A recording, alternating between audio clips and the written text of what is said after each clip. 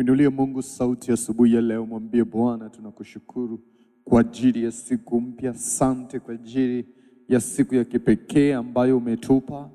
Asante kwa wokovu wa kipekee ambao umetupa. Asante kwa rehema mpya ambazo zimeachiliwa siku ya leo kwa ajili yetu. Mwinulie Mungu asubuhi ya leo sauti yako na umshukuru kwa ajili ya siku ya leo. Mwambie Bwana ninakushukuru kwa ajili ya siku nzuri ya leo. Ninakushukuru kwa kunipa kuwa hai katika nchi ya walio hai. Ninakushukuru kwa kunipa nafasi ya kuendelea kuwa mtu aliye katika wewe Bwana. Asante kwa ajili ya neema na rehema zako. Asante kwa ajili ya wokovu na nguvu zako. Asante kwa ajili ya tumaini jipya. Mwinulie Mungu sauti na mwambie asante asubuhi ya leo. Mwambie asante asubuhi ya leo. Mwinulie Mungu sauti. Mwadhimishe, mwambie ninakushukuru kwa kuwa wewe umenipa siku ya leo. Ninakushukuru kwa sababu umenibariki siku ya leo. Ninakushukuru kwa sababu umeniinua siku ya leo. Ninakushukuru kwa sababu umenitunza siku ya leo. Omba kwa imani ukijua Mungu yuko pamoja na wewe siku ya leo. Mwinulie sauti Mungu kila mmoja. Mwinulie Mungu sauti kila mmoja kwa dakika chache, mwambie Baba ninakushukuru. Ninakushukuru kwa kunipa siku nzuri. Ninakushukuru kwa kunipa nafasi nyingine tena. Ninakushukuru Mungu kwa kunipa ulinzi tena. Ninakushukuru Mungu kwa kunipa tumaini tena. Ninakushukuru Mungu kwa kunipa nguvu tena. Ninaianza siku ya baraka, ninaianza siku ya neema, ninaianza siku ya ushindi, ninaianza siku ya kipekee ambayo ni kweli Bwana umeichagua. Umeichagua kuwa urithi wangu, kuwa urithi wangu. Nami ninakuadhimisha na kukushukuru nikisema asante kwa ajili ya siku ya leo. Asante kwa ajili ya siku ya leo. Kila mmoja unaweza ukamwinulia Mungu sauti ukamwambia ninakushukuru. Ninakushukuru Bwana. Ninakushukuru Bwana kwa ajili ya siku ya leo. Kwa ajili ya siku ya leo. Ni siku nzuri ya kipekee.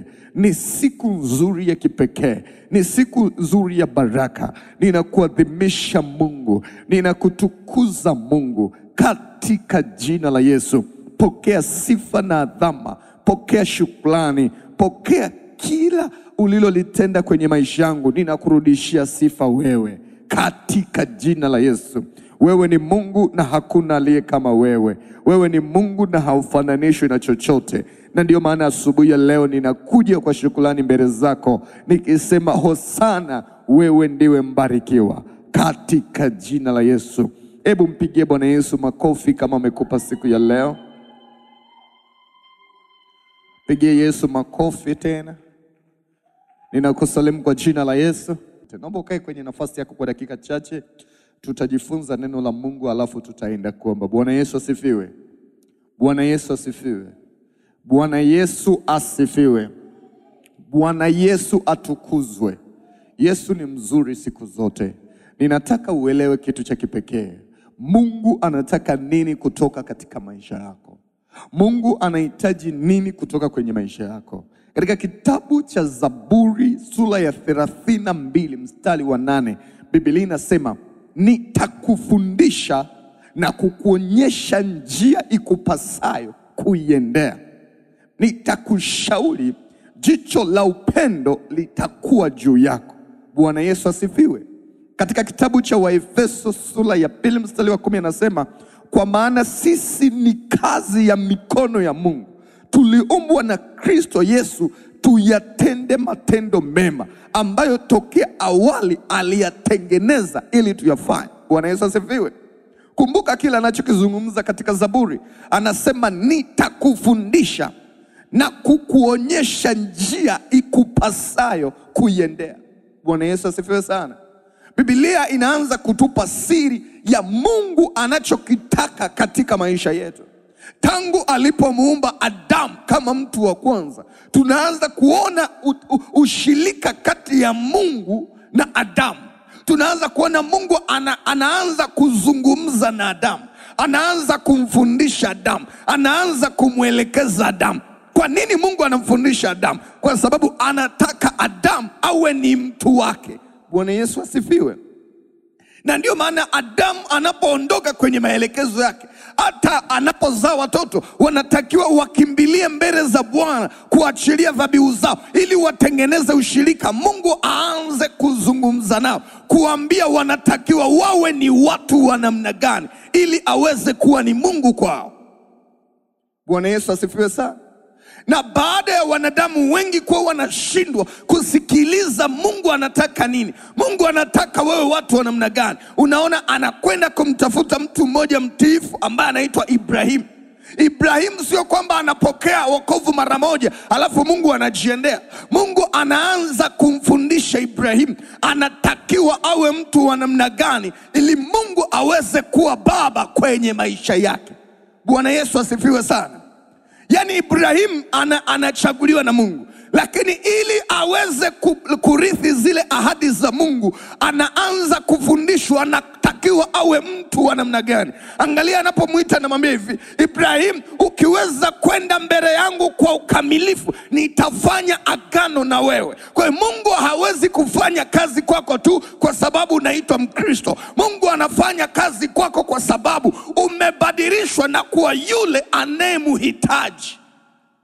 Kuna mtu naongea naye leo, kuna mtu nazungumza naye, Mungu huwa anakupa mwongozo. Haijalishi wengine wanaishi maisha kama hayo, haijalishi wengine wanaishi katika mfumo huu, lakini anapokuchagua Mungu anakuwa na maelekezo maalum ambayo ndiyo atakayosababisha yeye awe Mungu kwenye maisha yako. Na anapo kwenda kuwaokoa wana wa Israeli, anawatoa mikononi mwa Farao, anawaambia ninako wapeleka katika nchi ya Kanaani, nataka huko niwe Mungu wenu, nataka huko niwe baba yenu, nataka huko niitwe Jehova, nataka niwe Jehova Nisi, nataka niwe Jehova Shama, nataka niwe Jehova Shalom, nataka niwe Jehova Adonai, nataka niwe Jehova Elioni, nataka niwe Mungu wa kile ambacho ungetamani kitokee katika maisha yako. Bwana Yesu asifiwe. Nataka niwe Mungu ambaye ninaweza kufanya ule uhitaji wako. Nakumbuka wakati ninaanza huduma, nilikuwa nimechachamaa kweli naombea watu. Siku moja akaja, alikuwa mama mmoja, nikawa namuombea, akili kaniambia hii ni maleli, yanatakiwa aende hospitali. Alikuwa kwa mzee wa kanisa mmoja ananiangalia, alikuwa babu mtu mzima hivi. Mimi nikachukua maamuzi kwa sababu ndo kiongozi naombea watu pale kanisani. Nikawaambia, jamani, huyu tumemwombea, lakini ili apone anatakiwa aende hospitali. Yule mama akampeleka yule mzee wa kanisa akanyamaza. Baada ya siku 3 yule baba akaniita, akaniambia, mwanangu, mbona umetoka kwenye msingi wa imani? Nikaanza kuitafuta dhambi yangu mara moja, nimetenda dhambi wapi? Akaniambia, ni Mungu gani asiyeweza kuponya malaria? Ni Mungu gani anayefanya kitu kimoja kimoja, kwamba haya anayafanya haya hayafanyi? Bwana Yesu asifiwe. Mungu anataka awe Mungu wa kila kitu kwenye maisha yao. Kumbuka wanaenda nchi ambayo kila kabila lina Mungu wake, kila kabila lina mila zake, kila kabila lina mifumo yake ya kimaisha. Lakini Mungu anawaambia, hapana, nataka niwafundishe jinsi ya kuwa yule Mungu mnayemhitaji kwenye maisha yenu. Kuna mambo ambayo nataka niwatenganishe nayo, yale mambo ambayo ni ibada kwa miungu mingine, yale mambo ambayo ni ukafiri mbele zangu mimi Mungu. Nitawafundisha ya kuwa wale ninaowataka, nitawafundisha kuwa yule ambaye na uwezo wa kutembea naye. Mungu anaanza kuwafundisha kupitia mtumishi wa Mungu Musa. Musa anaanza kuwafundisha, anawafundisha. Kizazi cha kwanza kinashindwa kuyafuata maelekezo ya Mungu, kinakufa chote, kinazaliwa kizazi cha pili. Wanapewa kumbukumbu la Torati, wanaambiwa Mungu alishatufundisha juu ya namna anavyoweza kuwa baba kwenye maisha yetu, jinsi ambavyo tunaweza tukawa zaidi ya maadui zetu, jinsi tunavyoweza kuwa bora zaidi ya mataifa. Wanapewa kumbukumbu la Torati. Mungu huwa anaendelea kumwambia mtu, nataka niweje, nataka uweje ili niwe Mungu kwenye maisha yako. Kwa hiyo wana wa Israeli wakafundishwa, na kwa bahati mbaya wakashindwa kuenenda kama Mungu alivyotaka kwenye maisha yao. Katika kitabu cha mwisho ambacho ni katika uandishi wa Biblia, kitabu cha Malaki, Sura ile ya 3, kama umewahi kusoma ile sura ya 3, ni sura ambayo nimekuwa nikifundisha, ni sura ambayo ina mtazamo wa kutisha. Katika ile sura ya 3 inazungumzia ni majira ambayo, unajua nabii alikuwa na uwezo wa kuona mambo yaliyopo, yaliyopita na yatakayotokea. Bwana Yesu asifiwe. Malaki anawaambia zinakuja siku ambazo Kristo atakuja. Fungua kitabu cha Malaki sura ya 3. Nataka uone kitu cha ajabu. Nimekuwa nikifundisha sana katika eneo hili, lakini hebu fungua katika sura ya 3 ya kitabu cha Malaki. Malaki sura ya 3. Anasema hivi, angalieni na mtuma mjumbe wangu, naye ataitengeneza njia mbele yangu. Naye Bwana mnayemtafuta atalijia hekalu lake ghafla. Naam, yule mjumbe wa agano mnayemfurahia, angalieni anakuja, asema Bwana Mungu wa majeshi. Kuna kitu unanielewa? Nitarudia, angalieni na mtuma mjumbe wangu, naye ataitengeneza njia mbele yangu. Naye Bwana mnayemtafuta atalijia hekalu lake ghafla. Naam, yule mjumbe wa agano mnayemfurahia, angalieni anakuja, asema Bwana Mungu wa majeshi. Sasa wakati huu Malaki anaona kipindi ambacho kitakuwepo, watu hawatakuwa na utendaji wa Mungu ndani yao. Yani Mungu atakuwa amenyamaza. Kama unakumbuka kutoka katika kitabu cha Malaki hadi kitabu cha Mathayo, kuna kipindi cha ukimya. Mungu hakuwa na ushirika na mwanadamu. Tangu Malaki mpaka Yohana Mbatizaji anazaliwa, hakuwepo kuhani, hakuwepo nabii, hakuwepo mtumishi yeyote aliyekuwa na connection na Mungu. Wakati huu ulikuwa umepita. Biblia inaanza kutupa siri katika kitabu cha Malaki. Malaki anatuonyesha mambo yatakayokuja. Kumbuka hiki ni kipindi ambacho Mungu hajaondoka kwao, lakini anajaribu kuambia baada ya kutoka kwenye mwongozo wangu nini kinaenda kutokea. Lakini anawaambia wakati unakuja ambao atakuja mtangulizi wangu, atakuja mjumbe wangu. Malaki alikuwa anazungumzia Yohana Mbatizaji, na anazungumza, anasema atakapoitengeneza njia mbele yangu, anasema hivi, naye Bwana mtakayemtafuta atalijia hekalu lake ghafla. Angalia kitu cha ajabu. Yule Mungu ambaye walikuwa wanaomba, yule Mungu ambaye walifunga ili waone uso wake, yule Mungu ambaye walitamani awaponye, hakuwepo. Biblia inasema ghafla yule Bwana atarudi tena kushughulika na kanisa lake. Kuna kitu naeleweka hapo? Mstari wa 2 anasema hivi, lakini ni nani atakayestahimili siku ya kuja kwake? Au ni nani atakayesimama atakapoonekana yeye? Maana yeye ni mfano wa moto wa mtu asafishe fedha, ni mfano wa sabuni ya mtu afuaye nguo. Angalia Malaki anachozungumza. Anasema hata kuja kwake, je, ni nani atakayeweza kuendelea kupokea kile ambacho amekusudia kukiachilia juu yenu? Anaendelea mstari wa 3, anasema naye ataketi kama asafishe fedha na kuitakasa, naye atatakasa wana wa Lawi, atawasafisha kama dhahabu na fedha, nao watamtolea Bwana dhabihu katika haki. Mstari wa 4, wakati ule ndipo dhabihu za Yuda na Yerusalemu zitakapopendeza mbele za Bwana, kama katika siku zile za kale na kama miaka ile ya zamani. Bwana Yesu asifiwe. Angalia kitu cha ajabu Malaki anachozungumza.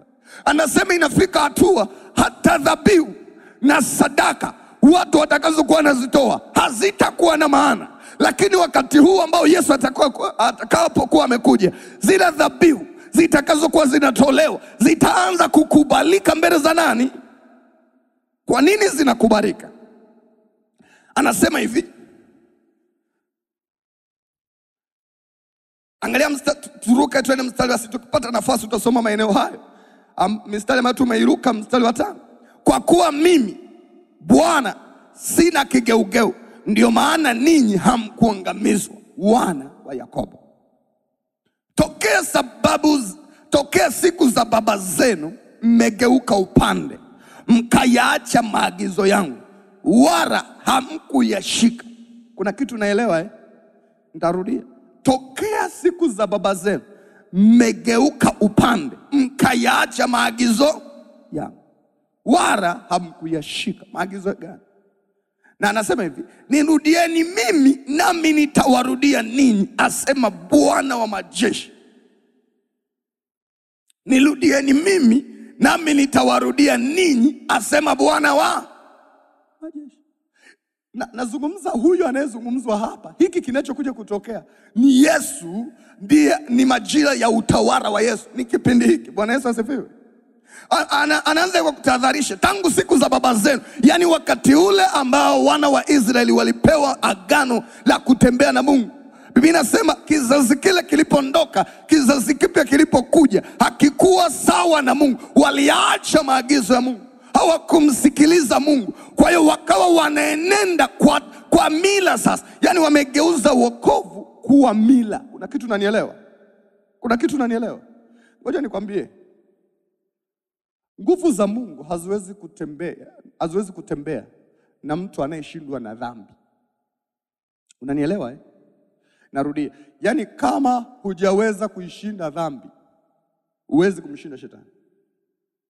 Nini ambacho kinaendelea? Yani kuna watu wamepewa maelekezo na Mungu. Wameambiwa watu wa Mungu wanatakiwa wawe hivi, ila dhambi inawashinda. Ngoja nikwambie, Mungu hawezi kuwa na nguvu ya kubadilisha maisha yako kama hujatoka kwenye dhambi. Kuna kitu unanielewa? Na ndio maana Yohana anamtangulia Yesu kuja kufanya nini? Repent. Bwana Yesu asifiwe. Anakuja kutangaza watu watubu. Kutubu ni kugeuka. Na wanaposema tuko tayari jamani, tumeishi kwenye dhambi, tumetosha, anasema ili niamini kama mmetubu, tuende kubatizwa. Ubatizo ni agano. Ni kushuhudia ulimwengu ya kwamba mimi nimeacha dhambi, nimekufa katika Kristo, nimefufuka katika Kristo. Unauambia ulimwengu. Sasa ule ulimwengu ulioushuhudia, kesho unakuona ni muongo, ni tapeli, ni mzinzi. Sikiliza nikwambie, utendaji wa Mungu hautakuwa kwenye maisha yako. Yani hakuna utendaji wa Mungu utakaothibitishwa kwako kama una dhambi ndani yako. Hapana. Kama haujaweza kuishinda dhambi, achana na mpango wa Mungu kwenye maisha yako. Kama haujaweza kuishinda dhambi, achana na nguvu za Mungu kuwa kwako. Kuna kitu unanielewa? Sasa Mungu anaanza kuzungumza. Anasema nirudieni mimi, nami nitawarudia ninyi. Mkirudi kama ninavyotaka muwe, ndipo nitakapokuwa Mungu kwenu. Bwana Yesu asifiwe. Na anasema, lakini ninyi mwasema tutarudi kwa namna gani? Sasa unajua kuna vitu hapa anaanza kuogopa hapa. Anasema hivi, ninyi si mnajiuliza turudije? Anaanza kuuliza, hivi mwanadamu atamwibia Mungu? Halafu anaambia, ninyi mnaniibia. Yaani anasema ninyi, yaani mmekuwa majizi waje, yaani mnaiba hata pasipoibiwa. Anawaambia. Na hii ni agano jipya sasa. Watu wanafikiriaga zaka na dhabihu ni agano la kale. Ngoja nikwambie, zaka na dhabihu sio agano la kale. Umenielewa eh? Zaka na dhabihu sio agano. Zaka na dhabihu zimetolewa kabla ya agano la kale. Na kwa nini linaitwa agano la kale? Yaani ukisikia tunasema hili ni agano la kale na hili ni agano jipya, iko hivi. Mungu alianza kutembea na watu. Mungu aliweka mfumo wa kutembea na watu.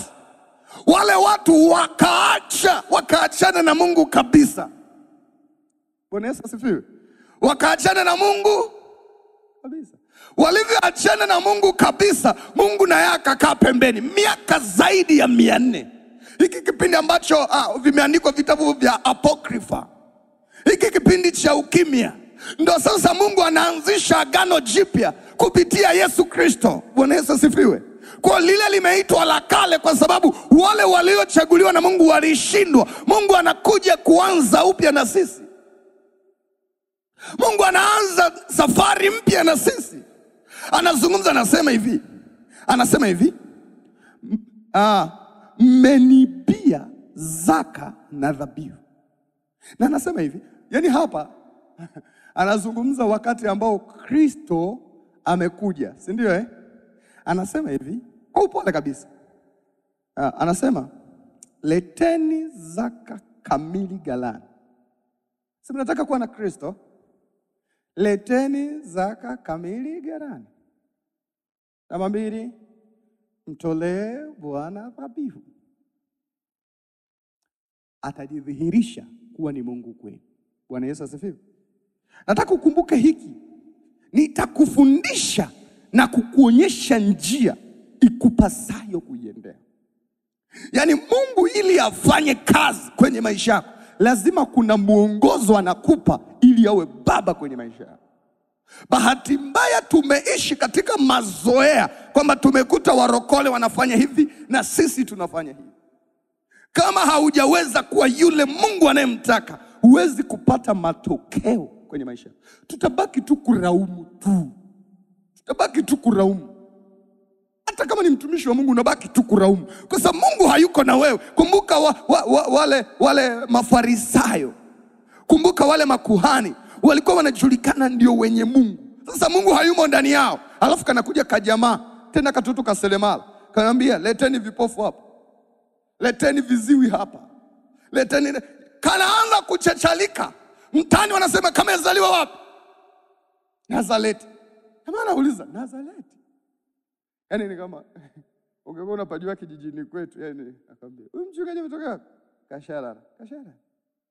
Kule Karagwe kabisa, kijijini. Amna. Huko hakuwezi, hakiwezi kutokea huko. Bwana Yesu asifiwe sana. Bwana Yesu asifiwe. Lakini kama utaweza kuwa yule ambaye Mungu anatenda kazi ndani yako, hakuna kitu kitashindikana. Hakuna kitu kitafungwa na shetani, kwa sababu utakuwa na nguvu zaidi ya shetani. Angalia Maraki anachozungumza, anasema mmelaaniwa kwa laana. Bwana Yesu asifiwe. Anazungumza nini? Anasema hivi, kuna mfumo wa dunia, mfumo wa uharibifu wa dunia, mfumo wa magonjwa wa dunia, mfumo wa mateso wa dunia una nguvu dhidi yenu. Kataa hiyo hali, kataa hayo mazingira, kataa hiyo nafasi. Nenda kwenye mwongozo ambao Mungu ameuweka. Acha vile vitu ambavyo Mungu amevikataza. Ondoka katika mfumo ule ambao Mungu hautaki. Nataka nikwambie, hata kama umezaliwa kwenye upentekoste, kama huwezi kusimama kwenye mpango wa Mungu, kama hujaweza kusimama kwenye maelekezo ya Mungu, nataka nikwambie, Mungu hawezi kujithibitisha kwako. Bwana Yesu asifiwe. Hata kama ni mhubiri mzuri, hata kama ni msomaji mzuri wa neno, kama huwezi kuongozwa na Mungu akakufundisha na kukuonyesha njia ikupasayo, sikiliza, utendaji wa Mungu huwezi kuuona. Katika kitabu cha Wakorintho wa kwanza sura ya 2 mstari wa 9 anasema hivi, hakukuwa na jicho lililoona, wala sikio lililosikia, wala akili za mwanadamu haijapata kuwa na mawazo mambo ambayo Mungu amewaandalia wampendao. Bwana Yesu asifiwe. Hebu jaribu kufikiria. Biblia inasema hivi, mambo ambayo Mungu ametuandalia hakuna mwanadamu anaweza kuyajua. Hakuna mwanadamu aliwahi kuwa nayo. Hakuna mwanadamu aliwahi kuyafahamu ya kwamba kumbe kuna mambo ya ajabu ambayo Mungu anaachilia juu yetu. Kuna uponyaji wa ajabu ambao Mungu anaachilia juu yetu. Kuna utendaji wa kipekee ambao Mungu anaachilia juu yetu. Inuka juu. Hebu sema, Bwana Yesu, mimi nimeokolewa na wewe. Umenitoa utumwani. Umenitoa mikononi mwa shetani kwa lengo la wokovu.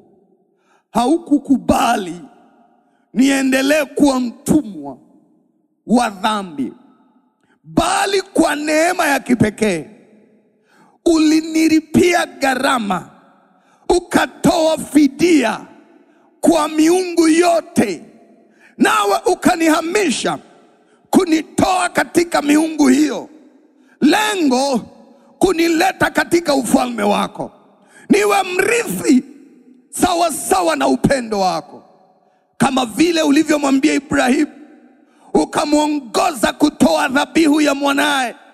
Na baada ya kufanya hivyo, Ibrahimu akaanza kuziona ahadi zako zikitimia kwake. Nami niko tayari siku ya leo kuona wokovu wako unavyobadilisha maisha yangu. Bwana Yesu, rehema zako ziongee. Nihurumie Bwana, ikiwa nimetoka katika njia yako, nimekuwa mtu wa kuachwa na wewe. sio kwa sababu ulitangulia kuniacha, ila mimi sikufuata njia yako. Rehema zako ziongee. Mwambie Bwana Mungu, rehema zako ziongee, rehema zako ziongee. Bwana, kumbuka rehema juu yetu. Kumbuka rehema juu ya wale uliowaokoa. Kumbuka rehema juu ya wale uliolipa gharama kwa ajili yao. Kumbuka rehema juu ya maisha yetu. Bwana, ulituokoa lakini tukatoka kwenye njia yako, tukafuata tamaa za miili yetu na tabia, tukafuata kawaida ya ulimwengu huu, tukatoka kwenye mwongozo wako, tukaishi sawasawa na mapenzi yetu. Tulitamani kujiridhisha wenyewe, kumbe tunatoka kwenye agano letu na wewe. Tumekuacha Mungu wa pekee na wa kweli kwa sababu ya tabia na mienendo yetu. Tumekutenda dhambi, hata yale ambayo hayakutakiwa yatoke kwetu. Kama Maraki anavyosema, ni nani awezaye kumuibia Mungu? Lakini ninyi mnaniibia. Ni kweli Bwana, tumeyatenda yale ambayo kwetu hayakustahili kwa sehemu ya utendaji. Tunaomba rehema zako ziongee. Kumbuka rehema zako Bwana, kumbuka rehema zako juu yetu. Tumekutenda dhambi na tumepungukiwa na utukufu wako, na ndio maana adui anatenda kazi ndani yetu. Tunaliaibisha jina lako, tunalidharaulisha jina lako. Tumekuwa masikini kama watu wa dunia, tumekuwa wagonjwa kama watu wa dunia, tumekuwa na matatizo kama watu wa dunia. Watu wa dunia wameuliza, mbona na wao wana Mungu lakini wanapitia tunawapitia? Wameshindwa kuja kwenye wokovu mzuri namna hii kwa sababu sisi tuliotangulia kuokolewa hatukusimama katika ile njia itupasayo. Hatukutembea katika mwongozo wako Bwana. Tumeziacha njia zako, tumeacha kukusikiliza wewe, tumewasikiliza watu, tumesikiliza watu. Bwana, naomba rehema zako ziongee. Bwana, utuhurumie, tuhurumie kwa upya Bwana. Ninajua umeondoka katika maisha yetu, na ndio maana mateso yanaendelea kwetu, na ndio maana aibu inaendelea kwetu. Bwana, kumbuka rehema, kumbuka rehema Bwana. Rehema zako ziongee juu yetu. Yatazame maisha yetu yamekuwa ukiwa, yatazame maisha yetu ya kwa majaribio ya waovu, yatazame maisha yetu. Shetani amejiinua na kudhibitisha ya kwamba ametukamata na kuendelea kututesa. Ameondoa ile thamani ambayo ulikuwa umeiweka juu yetu. Ni kweli nguvu alizozipata shetani ya kuiangamiza maisha yetu ni kwa sababu tulitoka kwenye njia zako. Tulikuwa sawa na watu wa ulimwengu, tulikuwa sawa na watu wasiofaa. Hatukujua neno lako linatuongoza nini. Tumeishi maisha yetu, hatukufuata kanuni za kubarikiwa, hatukufuata kanuni za uponyaji, hatukufuata kanuni za uzima, hatukufuata kanuni za wokovu. Tazama adui ametupiga, tazama adui ametuonea, tazama adui ameondoa heshima zetu, tazama adui ameondoa hatima zetu, tazama adui ameondoa nguvu zetu.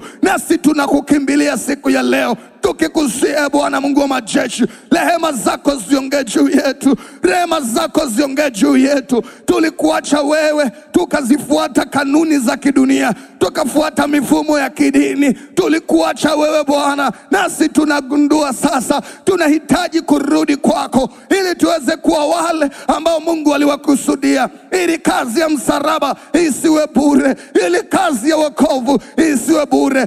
Bwana, kumbuka rehema. Bwana, tuhurumie, usiruhusu tuangamie mikononi mwa shetani. Mwinulie Mungu sauti na uombe. Umetoka kwenye maagizo ya Mungu, ndio maana utendaji wa Mungu usio harisi kwako, ndio maana baraka za Mungu usio harisi kwako. Mwambie Bwana, ninaomba urejesho wa yale ambayo ulikuwa umeyaweka kwangu na adui ameyaondoa kwa sababu nilikuacha wewe. Kumbuka rehema zako. Rehema zako ziongee Mungu wangu, rehema zako ziongee Baba yangu. Na kusi Bwana, kumbuka rehema, kumbuka rehema, kumbuka rehema, kumbuka rehema. Rehema zako ziongee Yesu, rehema zako ziongee ili na mimi niwe mrithi wa ahadi zako Mungu, ili zile baraka ulizozikusudia ziweze kutimia juu yangu, ili afya uliyoyaahidi juu yangu iweze kutimia juu yangu, ili fursa ulizozitangaza juu yangu ziweze kuwa harisi kwangu, ili furaha ya wokovu iwe harisi kwangu. Bwana, tunakulilia tena, tunakukimbilia tena, mwamba wa wokovu wetu, ngome isiyotikisika, Mungu usiyesahau walio wako, Mungu usiyowaacha wanaokukimbilia.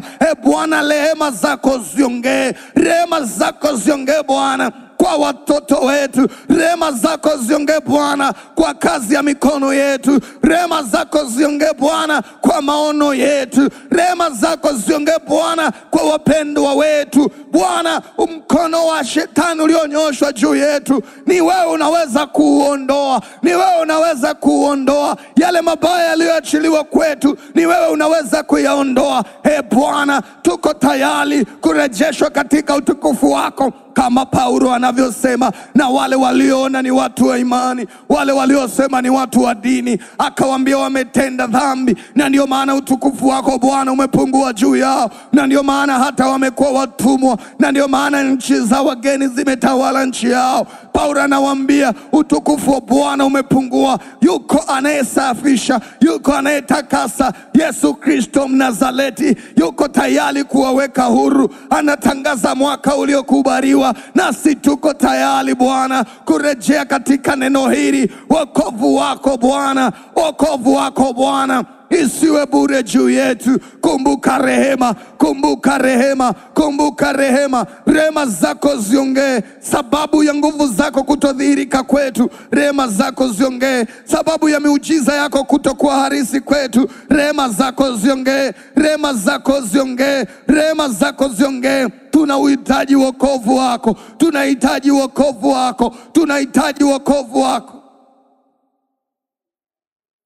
Yale tuliyoyaacha kuyatenda, yale tuliyoyaacha kuyafuata, yale tuliyoyaacha kuyajua, Bwana tunaomba rehema, rehema zako ziongee, mwamba wa wokovu wetu. Kumbuka tena maisha yetu, kumbuka tena maisha yetu. Ni nani awezaye kutuokoa kama sio wewe? Ni nani anaweza kuondoa mkono wa uovu juu yetu? Ni nani anaweza kuondoa dhiki hii juu yetu? Ni nani anaweza kuondoa kushindwa huku juu yetu? Ni wewe peke yako unaweza kufanya hivyo. Tunakusihi turejeshe katika njia yako, mkono wako ulio hodari, kama Malaki anavyosema. Ni kweli hatujangamia kwa sababu wewe ni mwaminifu, ila haujatenda kazi kwa kuwa tulikuacha. Tunafahamu Bwana, tunaishi tu kwa sababu ya upendo wako, ila tunatamani mkono wako utende kazi ndani yetu. Kanisa lako tunakuhitaji, mtu mmoja mmoja anakuhitaji, tunakuhitaji kwenye maisha yetu. Geuza maisha yetu kuwa ushuhuda tena.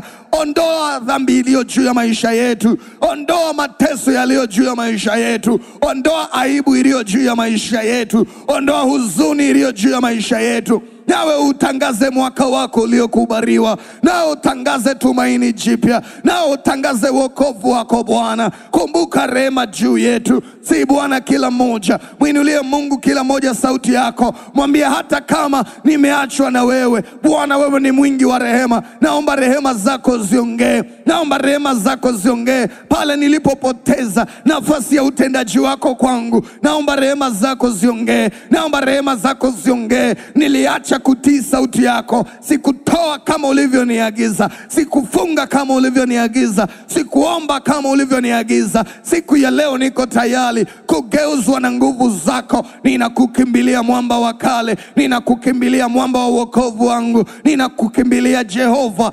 ninakukimbilia Yahweh, ninakukimbilia Kristo Mnazareti. Niokoe siku ya leo, niponye siku ya leo, niondolee mateso haya, niondolee kushindwa huku, niondolee aibu hii, niondolee kuishia njiani, niondolee roho za taraka, niondolee roho za kuharibikiwa, niondolee roho za asiri, niondolee roho za mateso, kwa kunipa Roho wako Mtakatifu, kwa kunipa Roho wako Mtakatifu. Acha Roho wako Mtakatifu akawe ni urithi wangu, acha Roho Mtakatifu akawe ni urithi wangu, niwe mrithi wa hiyo ahadi ya kipekee na iliyo bora. Hata niuone wokovu wako katika maisha yangu, kwa watoto wangu, kwa ndugu zangu, kwa wapendwa wangu.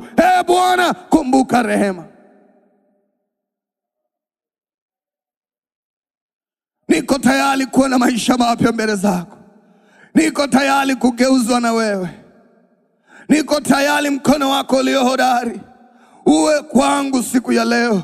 uwe kwangu kuanzia sasa. Ikiwa haya ni majira ya dhabihu, acha Bwana rehema zako zianze upya kwangu, zianze upya kwangu, zianze upya kwangu. Rehema zako ziongee kunipa msimu mpya, kunipa majira mapya, kushindwa kuishia leo, kuishia njiani, kuishia leo. Bwana, katika mwanzo huu wa kipekee ambao uliuchagua, acha iwe ni wakati wangu wa kupokea ahadi zako, wa kurithi ahadi zako katika jina la Yesu. Asante mwamba wa wokovu wetu. Asante simba kabila la Yuda, ambaye haushindwi na nguvu ya dhambi, ambaye haushindwi na wingi wa uovu, bali kwa damu yako unamtakasa kila moja anayekuinulia mikono. Tunakupigia makofi Bwana, tunakushangilia mfalme, tukisema hosana, wewe ndiwe mbarikiwa. Hosana, ni wewe unayeweza kutuokoa. Hosana, ni wewe unayeweza kutubadilisha. Hosana, ni wewe unayeweza kutupa maisha mapya. Tunajisalimisha mbele zako, tunasalenda kwako, tukisema ni wewe unayeweza kutupa mwongozo wa maisha yetu katika jina la Yesu. Asante mfalme wa haki, asante mfalme wa amani, asante mfalme mwenye nguvu. Asante Bwana Mungu wa majeshi kwa ajili ya urejesho wa yale yaliyokuwa yameondolewa kwetu. Asante mfalme mwenye nguvu kwa ajili ya maisha mapya katika maisha yetu. Tunaliadhimisha jina lako, tunalitukuza jina lako, tunasema hosana, wewe ni mbarikiwa. Hosana, wewe ni Bwana Mungu wa majeshi. Karibu katika maisha yetu, anza upya katika maisha yetu, tuongoze, tuko tayari katika jina la Yesu Kristo. Na kila mmoja aseme amen. Haleluya. Kuanzia leo Bwana Yesu asifiwe kwenye maisha yako. Kuanzia leo Bwana Yesu asifiwe kwenye maisha yako. Wale waliokudharau wataanza kukuheshimu. Mwamba wa kale amerudi maishani mwako. Mungu amefuta dhambi yako. Ule mlango aliokuwa na utumia shetani kuja kwako umefungwa. Hatatokea tena mwenye nguvu kukuangamiza, asema Bwana Mungu wa majeshi. Mungu anapanga mema juu yako. Hatua mpya zinaanza, nawe utauona wokovu wa Bwana kwenye maisha yako katika jina la Yesu. Yeye ni Mungu asiyebadilika kamwe. Anaingia kazini kubadilisha maisha yako na kuyafanya kuwa maisha ya thamani kuanzia leo katika jina la Yesu. Yeye anakubariki na baraka zake hazitakuwa na majuto. Utauona utukufu wa Bwana katika maisha yako katika jina la Yesu. Bwana atakujali, haijalishi unapitia mangapi. Bwana atakukumbuka na kuwa tumaini lako tena. Bwana atakuokoa katikati ya maji mengi, haijalishi adui atajiinua namna gani. Upendo wa Mungu utadumu kwako, nawe utaushangilia wokovu wa Bwana. Ahadi za Mungu hazishindwi kamwe, kwa kuwa ameahidi atatenda. Nasema atatenda katika jina la Yesu. Hata kama umri umeenda, nasema ahadi za Mungu hazishindwi. Hata kama wakati umeenda, lakini ahadi za Mungu hazishindwi. Mungu atakufundisha, Mungu atakupa amani.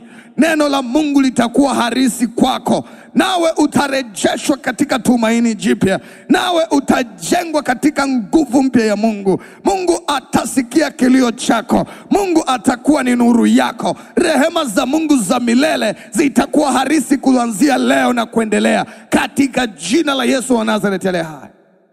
Kila unayemwamini Mungu, usalama wa Mungu utakuwa juu yako.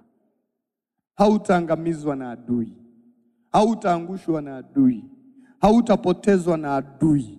Utaanza kusikilizwa na Mungu kuanzia leo. Utakuwa mwanga wa Kristo popote utakapokuwepo. Utaongozwa na Mungu katika hatua zako zote. Nguvu za Mungu zitatenda mema kwenye maisha yako. Nguvu za Mungu zitakufanya upya katika Kristo Yesu. Imani yako inakupa uzima kuanzia sasa. Nasema imani yako inakupa uzima kuanzia sasa. Yale ambayo hujawahi kuyaona wala kuyasikia, ameahidi anayatenda kwenye maisha yako. Ameahidi anayatenda kwenye maisha yako. Sikia neno la Bwana, mwana wa Mungu. Yeye ni Mungu wako na haja kuacha, na anatengeneza tumaini jipya kwenye maisha yako katika majira haya ambayo yeye ameyachagua kwako. Utauona wokovu wa Bwana, mwana wa Mungu. Ninaongea na ndoa yako, itauona wokovu wa Bwana. Ninaongea na kazi za mikono yako, utauona wokovu wa Bwana. Ninaongea na maono yako, utauona wokovu wa Bwana. Ninaongea na miradi yako, itauona wokovu wa Bwana. Bwana atamuondoa kila Goliati mbele yako. Bwana atamuondoa kila Amaleki mbele yako. Bwana atamuondoa kila alibuye mbele yako. Bwana ataondoa kila udhaifu mbele yako. Bwana ataondoa kila mateso mbele yako, kwa sababu yeye ni Mungu, mwamba wa wokovu wako. Yeye amesema hata kuacha, nasema hata kuacha milele. Haijarishi Tanzania inaenda kwenye majira magumu sana, wewe utakuwa salama. Roho Mtakatifu alinihakikishia wale waliojiandaa wakasema tutahakikisha tunatawala kwa nguvu zote. Watakufa wao, watatuacha salama sisi kwa jina la Yesu. Watakufa wao, sisi tutabaki salama kwa jina la Yesu. Haijarishi tunapitia kipindi kigumu, lakini ninamuona Mungu akiwa mwamba wa wokovu wako. Ninaona Bwana anakushika mkono. Ninaona Bwana anakuinua tena. Hata uliyekuwa umesahaulika unakumbukwa tena. Hata ambaye ulikuwa na sababu ya kutokukumbukwa, ulifeli mitihani, au kusoma, au kuwa na wazazi wenye fedha, yeye anakuwa jemedali wa vita mbele yako. Atakushindia kila vita. Mahali panapohitaji wasomi, Mungu atakuinulia wewe. Mungu atakuinulia wokovu wake wewe. Nawe utakuwa mshindi pasipo kujali mazingira unayoyapitia. Ninakutangazia, mwana wa Mungu, umeponywa na Mungu kwa jina la Yesu. Unapoanza siku ya leo, unaanza katika wokovu wa Bwana. Unaanza katika nuru ya Bwana. Nenda kifua mbele ukijua mwamba wa wokovu wangu amenisamehe, ameniondoa dhambini, ameondoa hasira yake juu yangu, na ananipa kushinda katika jina la Yesu wa Nazareti. Bwana Yesu asifiwe. Nataka maneno haya imani uyabebe. Unajua ukikutana na wangapi waliwahi kuambiwa jamaa mtu fulani mchawi, yani waliwahi kupewa story kwamba yani huyo bibi huyo babu huyo akikunyoshia mkono. Wangapi mliwahi kuambiwa? Vipi akikwambia leo haiishi unakufa, unajisikiaje? Unaweza kuhamia kanisani, si ndio? Haujawahi kuambia yani kabibi kama kale kana kwambia nimeninyima pombe, tutakuona utafirisika. Unarudi kanisani, Mungu nisaidie kananiua. Ngoja nikwambie, neno la Bwana linalotoka kwenye madhabahu ya Bwana lina nguvu zaidi ya hao waabudu shetani. Lina nguvu zaidi ya hao waabudu shetani. Biblia inasema hulituma neno na linawaokoa na maangamizi yenu. Declaration sio kitu cha kawaida. Kila anachokitamka Mungu kupitia watumishi wake kina uwezo wa kukuinua. Neno la Bwana limekuja, usiogope tena. Neno la Bwana limekuja, usiogope tena. Wewe ambaye ujenzi wa nyumba yako ulikuwa umeishia njiani, Mungu anasema usiogope. Utamaliza hiyo nyumba na utaishi ndani yake. Wewe ambaye umepewa masharti na daktari, Mungu anasema usiogope. Mwamba wa wokovu wako yuko hai na anakuponya. Wewe ambaye uliwahi kuambiwa na kupewa taarifa za kukatisha tamaa juu ya hali yako, juu ya hali ya ndoa yako, juu ya hali ya watoto wako, haitaendelea kuwa hivyo. Mwamba wa wokovu wako amekuja, nawe utakuwa katika nuru mara hii katika jina la Yesu. Yule Farao aliyekutesa miaka yote hautamuona tena, maana Bwana amemkomesha, siendelee kuwa mbele yako. Yeye ni Mungu mwingi wa rehema na fadhili zake huwa hazikomi. Kama unamwamini Mungu, mpigie makofi. Pokea ushuhuda wa Mungu katika jina la Yesu. Na ijulikane umemlilia Bwana naye ameyaponya maisha yako. Sasa andaa dhabihu yako. Andaa dhabihu yako. Dhabihu ni sadaka inayotoka ndani ya moyo wako, unayoiachilia kwa Bwana ukitambua ya kuwa haya ni maisha yangu. Bwana Yesu asifiwe. Dhabihu inafanya kazi ya kubadilisha yale yasiyokuwepo yawepo. Ibrahimu alikuwa anamtolea dhabihu Bwana mara kwa mara, lakini wakati mmoja anamwambia, sasa hivi dhabihu ninayohitaji ni ile ambayo ukiitoa hutobaki na chochote.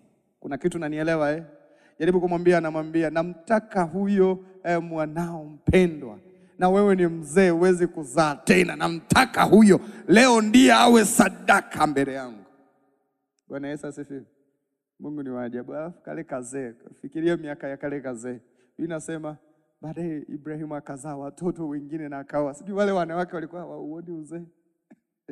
Itakuwa kwako kwa jina la Yesu. Kile unachomtolea Bwana kwa machozi, kile unachokitoa ukisema hii ni sadaka ambayo inakwenda kumtumikia Mungu, inaenda kuileta heshima kwenye madhabahu ya Bwana, inaenda kubadilisha aibu na kuleta heshima kwenye injili ya Kristo, Mungu yuko tayari kukugusa maisha yako. Hizi ni dhabihu ambazo watoto wako wanakutolea katika majira uliyoyachagua. Ni wakati ambao umesema utawatembelea kama Mungu pamoja nao, Emmanuel. Hii sadaka inatolewa kwa imani na watoto wako. Wengine wanatoa kwa ajili ya maisha yao, wengine wanatoa kwa ajili ya familia zao, wengine wanatoa kwa ajili ya uchumi wao, wengine wanatoa ili kuona wokovu wako Bwana. Kwa imani wanasema tunajiungamanisha na ile dhabihu iliyotolewa msalabani ili mimi niweze kukombolewa na mataifa uweze kumkimbilia Mungu aliye hai. Wanasema tunapotoa sadaka hii inayoenda kuinua utukufu wa Mungu katika nchi hii, katika huduma hii, Bwana ninakusihi kwa neema na upako ulionipa, Bwana nguvu hii iende nyumbani kwao, iende kwa watoto wao, iende kwenye maono yao katika jina la Yesu. Wewe Mungu uliyeniambia hautalala kwenye kitanda cha daktari, neema hii iende kwao katika jina la Yesu. Wewe Mungu uliyeniambia sitashindwa hata kama ni maisha na mazingira magumu namna gani, Bwana kuwa mwaminifu pia kwao, maana wanatii neno lako siku ya leo katika jina la Yesu. Ninaombea dhabihu hii yawe ni matendo yako makuu yatakayodhihirika kwenye maisha yao.